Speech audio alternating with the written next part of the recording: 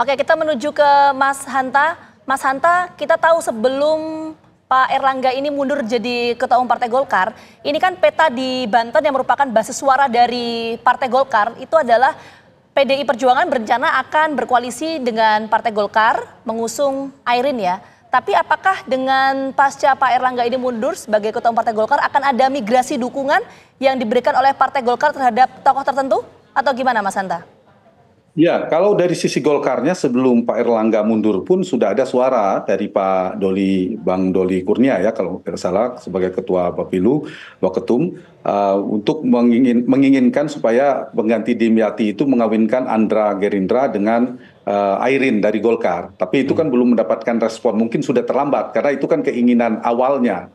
Belakangan Pak Dasko Gerindra sudah membangun komunikasi yang sangat erat, terkonsolidasi hampir 10 partai ya.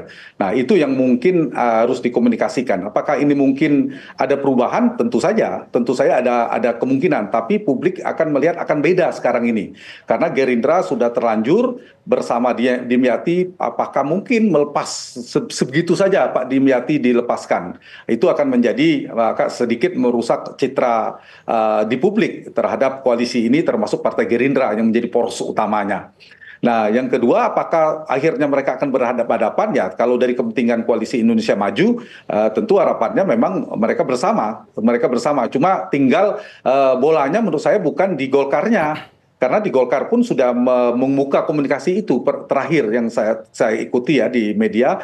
Nah, yang justru sekarang apakah Kim minusnya Golkar itu menerima kemungkinan itu membuka potensi itu. Kalau misalnya dari sisi Gerindra membuka potensi itu sangat mungkin untuk kasus Banten. Sedikit saya tambahkan, Jakarta itu mungkin untuk posisi gubernur tidak ya, tidak. Karena Ridwan Kamil ini kan selain elektabilitasnya bagus, beliau juga adalah orang yang berjasa dalam pemenangan Prabowo Gibran. Kinerjanya bagus secara elektoral, personality dan rekam jejaknya juga bagus itu. Nah, yang mungkin dinamis di wakil. Terakhir kan sebelum mengundurkan diri, malamnya, siangnya kalau tidak salah Pak Erlangga kan menyebutkan wakilnya inisial S kalau tidak salah. Yang mungkin dari PKS orang menganggap S itu Pak santer terdengar Suswono, mantan Menteri Pertanian di era Pak SBY pada saat itu.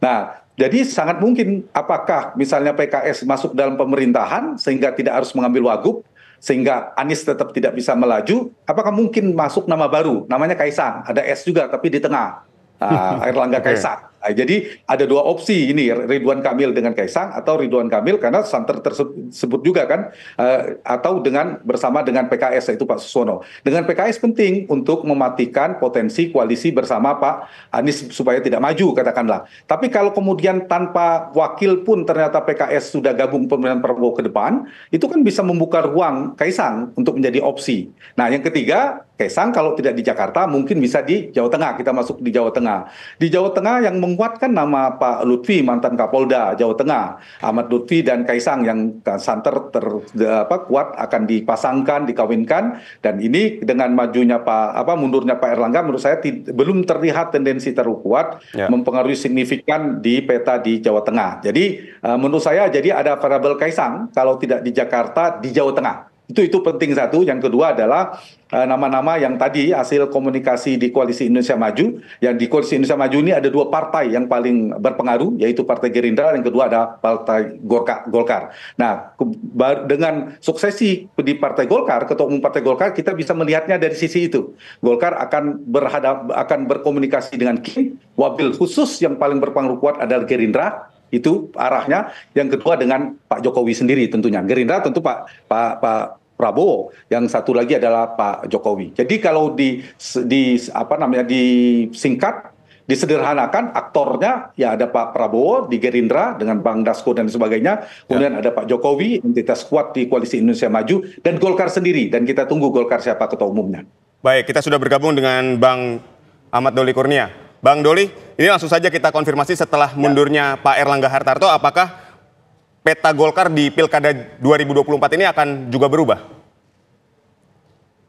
Insya Allah tidak akan banyak perubahan ya, saya kira, karena selama ini kan Golkar keputusannya itu secara institusional ya, bukan orang per orang.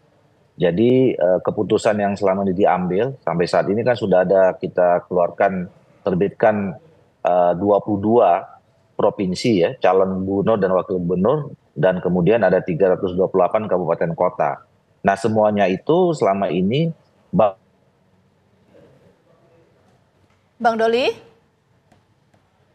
Bang Doli? ya, dilakukan secara Ya, dilakukan baik. Oke, secara silakan. institusional. Jadi apa namanya? Kalaupun terjadi pergantian ketua umum nanti, ya itu sebetulnya kami sudah punya juga mekanisme sendiri yang apa namanya sudah bisa berjalan ya sesuai dengan mekanisme, mudah-mudahan tidak terganggu. Oke, Bang Doli, jadi untuk khusus di Pilkada Banten, artinya apakah Golkar tetap akan mengusung kader internalnya Airin di Pilkada Banten? Ini basis suara dari Golkar kan Ya. karena Banten itu. Bisa dipastikan itu nggak? Seperti yang saya sampaikan beberapa kali, untuk Banten, selama ini kan memang Ibu Airin ini sudah kita persiapkan dari 3-4 tahun yang lalu. Ya. Bahkan kita sudah uji Ibu Airin ini apakah punya kekuatan elektoral atau tidak. Dengan kita calonkan beliau kemarin di pemilihan legislatif. Dan alhamdulillah terpilih dengan suara yang cukup signifikan. Ya. Nah, tapi walaupun kita punya calon yang bagus, teruji secara elektoral gitu, tapi tetap saja di dalam peraturan undang kita kan pencalonan itu oleh partai politik dan gabungan partai politik. Kami tidak punya keistimewaan untuk bisa mencalonkan sendiri ya, makanya kami memerlukan koalisi dengan partai politik yang lain. Nah, sampai sekarang kami terus melakukan pendekatan ya. Pertama tentu dari awal kita menginginkan sekali kalau bisa bersama-sama dengan Koalisi Indonesia Maju. Walaupun sekarang teman-teman Koalisi Indonesia Maju sudah sudah juga membentuk poros sendiri ya. Kami sampai sekarang tetap terus melakukan pendekatan. Ya, mana tahu masih ada peluang untuk bisa kita bersama kembali. Walaupun juga dengan partai politik yang di luar sudah terbentuk poros baru itu, kami terus melakukan komunikasi juga untuk bagaimana bisa Ibu Airin tetap bisa kita calonkan. Baik. Lalu untuk Ridwan Kamil, apakah tetap akan di Jakarta atau sesuai dengan elektabilitasnya dia tertinggi di Jawa Barat? Apakah akan ada perubahan setelah Pak Airlangga ini mundur? Saya kira tidak akan ada perubahan di Jakarta. Kami sudah memutuskan waktu itu satu paket ya.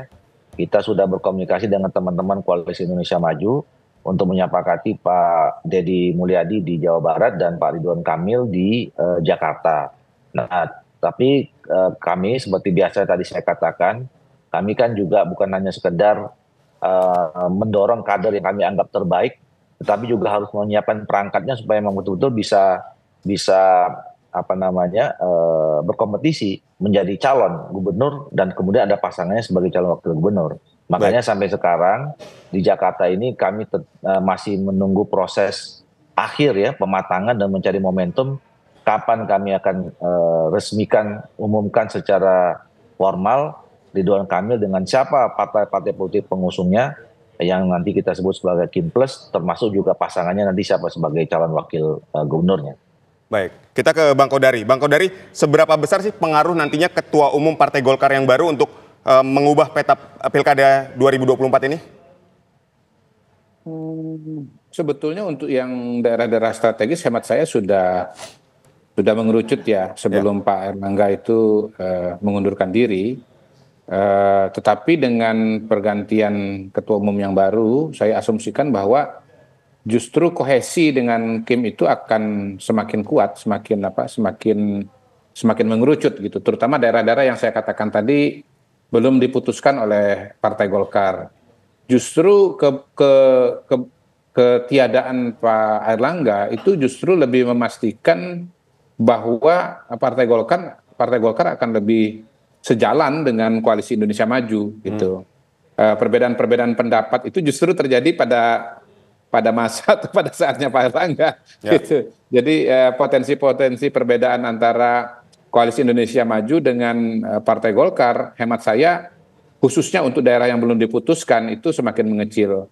Kalau untuk daerah yang sudah diputuskan seperti misalnya Banten, memang kan agak susah tuh untuk berubah karena apa? Karena suratnya kan sudah keluar, proses politiknya sudah mengerucut dan saya kira kalau misalnya nanti ada munaslup untuk memilih ketua umum definitif, Barangkali nanti Bang Doli bisa jawab ya.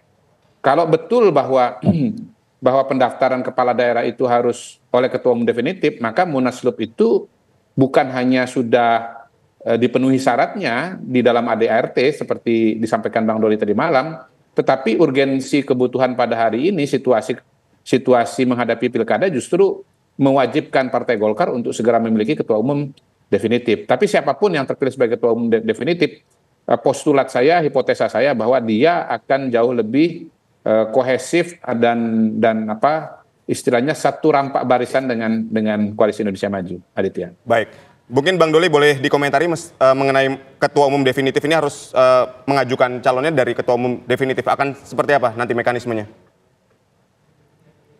Ya, kalau kita bicara mekanisme, ya setelah pengunduran seorang ketua umum, maka kemudian pengunduran itu harus dilegitimasi, ya, harus disahkan dalam institusi yang kita sebut sebagai rapat pleno, yang insya Allah akan kita laksanakan besok malam. Nah, setelah itu diterima, maka secara resmi, baik secara de facto maupun de jure, Pak Erlangga Hartarto sudah resmi tidak lagi menjabat sebagai ketua umum.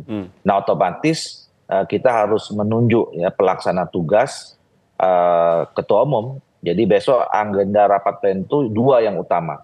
Satu, mengesahkan dan menyepakati penerimaan ya pengunduran diri Pak Erlangga Hartarto, kemudian juga menyepakati siapa yang menjadi pelaksana tugas. Nah, setelah itu pelaksana tugas itu harus segera mempersiapkan ya, menetapkan waktu dan kemudian membentuk panitia untuk menggelar Munas luar biasa yang saya setuju, saya kira bukan hanya karena kepentingan untuk pilkada saja, tetapi juga sebaiknya jangan terlalu lama ya pelaksana tugas itu dijabat oleh seseorang, tapi lebih bagus secara definitif. Oke, baik, nanti kita tapi sama-sama betul menunggu. Bang Doli bahwa Ya? pendaftaran ke KPU itu wajib ketua umum definitif untuk pencalonan kepala daerah, apa betul Pak Bang Doli? Jadi dalam PKPU yang baru itu dimungkinkan ya, tergantung kalau misalnya istilah pelaksana tugas itu tercantum di dalam peraturan organisasi itu sangat dimungkinkan. Makanya kan orang bertanya-tanya kemarin soal P3 kan, itu kan kemarin Pak Mardiono kan PLT sampai sekarang, tapi ya nyatanya pada pendaftaran caleg kemarin bisa. Nah, jadi memang di PKPU sekarang dibuat lebih agak fleksibel. Oke, baik. Nanti kita lihat konstelasi menuju kontestasi pilkada seperti apa dinamikanya. Sekali lagi terima kasih banyak Bang Doli, Bang Kodari dan juga Mas Hanta atas waktunya sudah bergabung bersama kami. Sehat selalu. Terima kasih.